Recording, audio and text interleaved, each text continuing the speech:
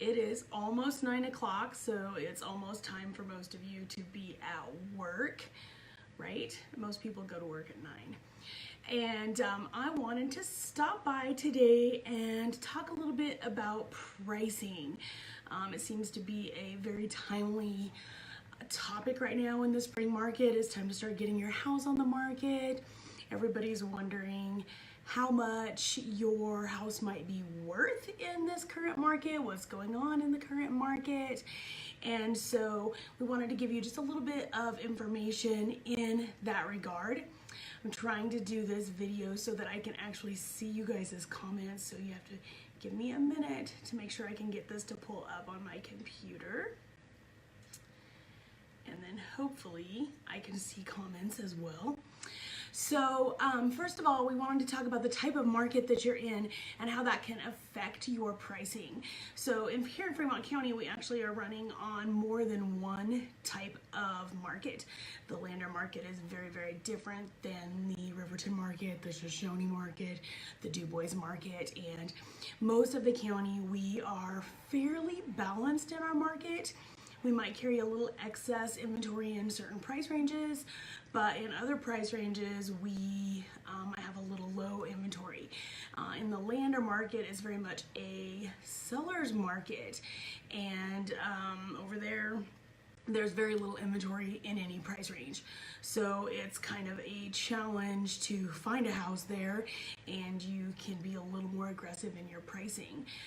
In our market over here, it's super, super important to be properly priced based on the sold data. We are an appraisal dependent market, and that means that the appraisers have to be able to substantiate the price of your home once that buyer comes in and says, hey, I want to buy your house. So it's not as simple as just finding that buyer. You have to be able to tell that appraiser why the house is worth that.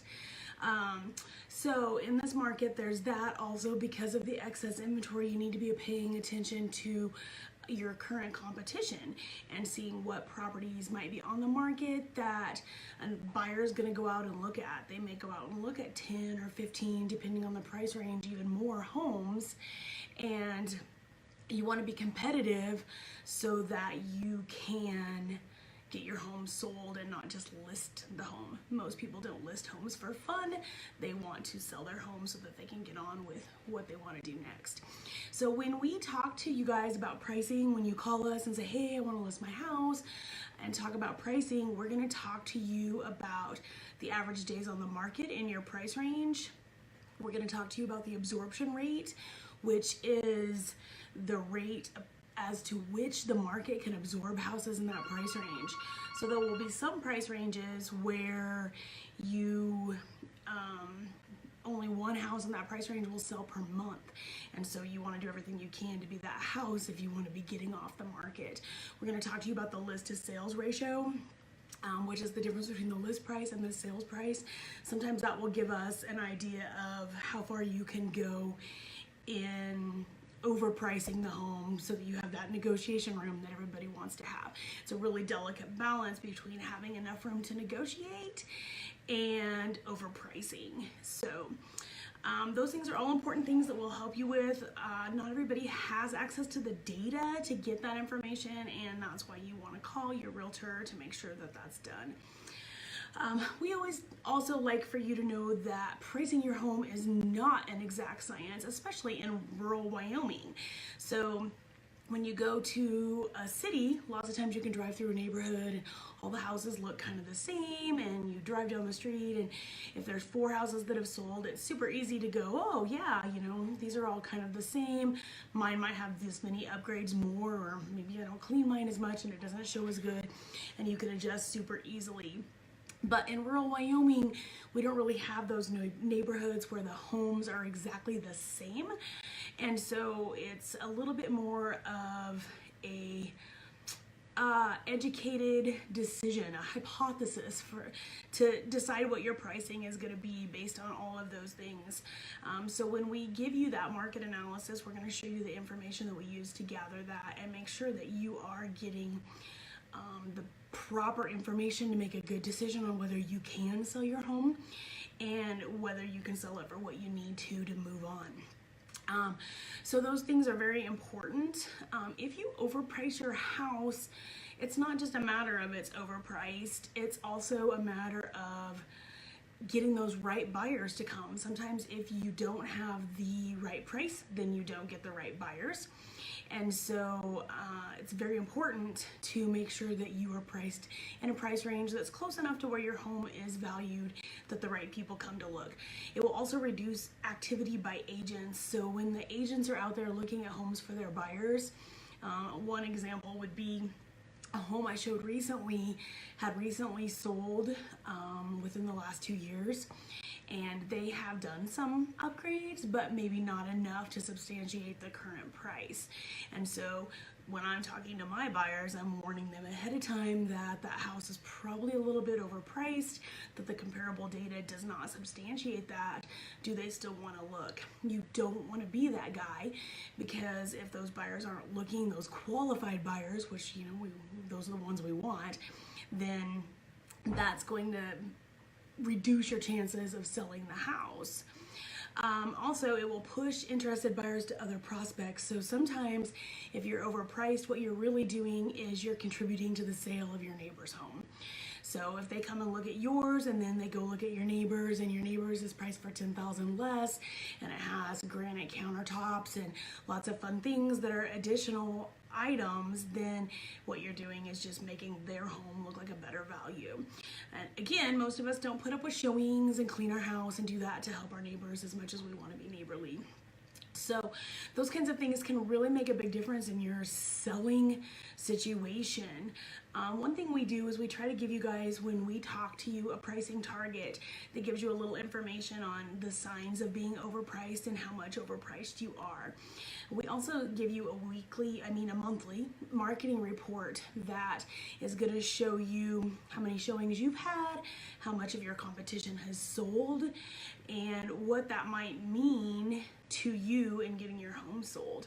If you see that a lot of properties in your price range are selling and you're not one, that's a sign that we've overpriced or overshot the market. That may mean that we need to replace some flooring, or we need to do something to spruce the house up, or we need to adjust that price. So there are certain things that people like to think affect their value that really don't, and you really want to go into your situation knowing that these things do not affect your value, as frustrating as that sometimes can be. So what you paid a year or two ago probably doesn't affect what your house is worth today. You want to be paying attention to the current activity in the market, not what you paid and what you need to get out of the home. So it happens in the market all the time.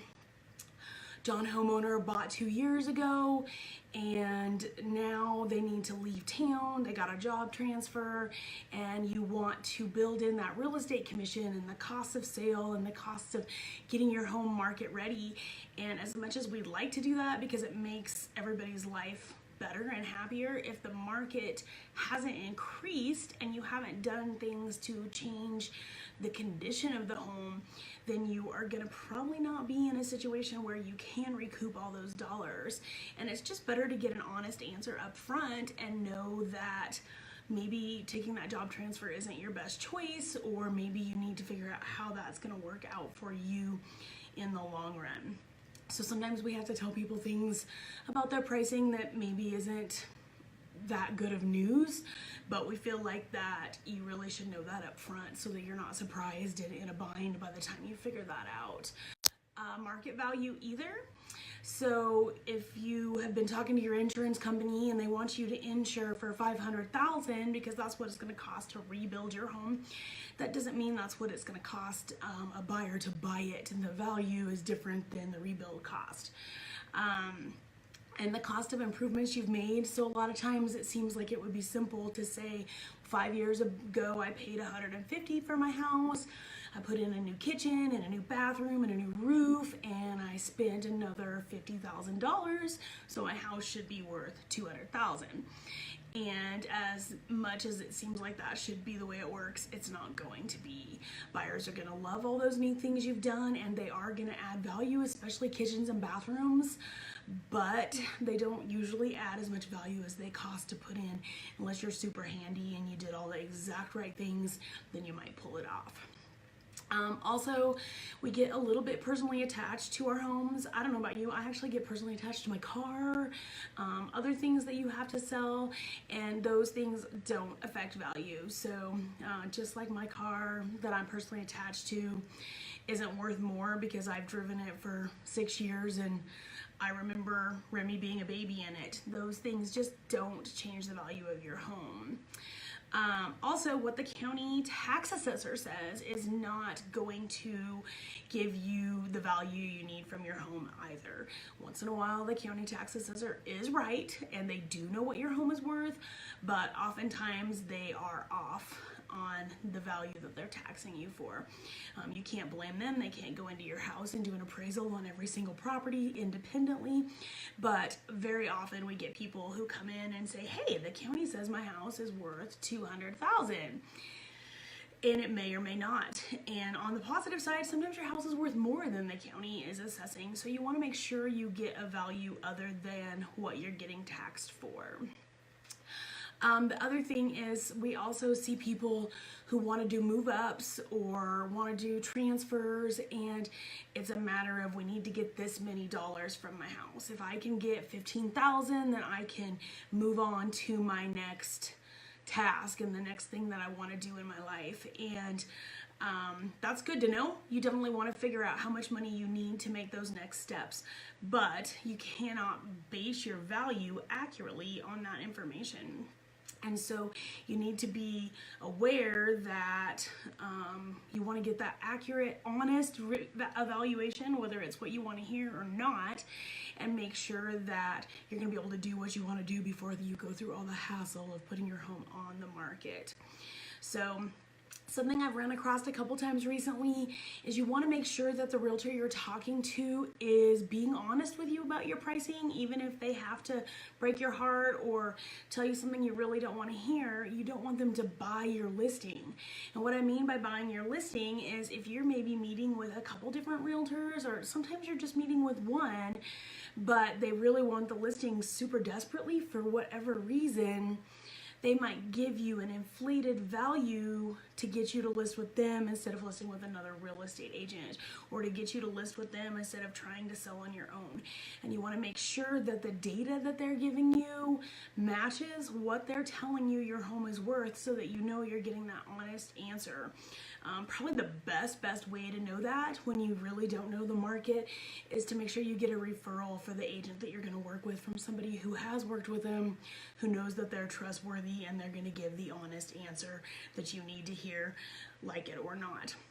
Hopefully you'll like it, but those are the hard ones, is when you won't. So these are a few tips for pricing. If you have interest in knowing more about pricing and the things that are super important, we actually have a pricing book that we would be happy to give to you, or you can call us and get more information. We just want to make sure that as a consumer, you're aware of the pricing obstacles that you can find when selling your home. So I hope that was useful information, and you all have a great day.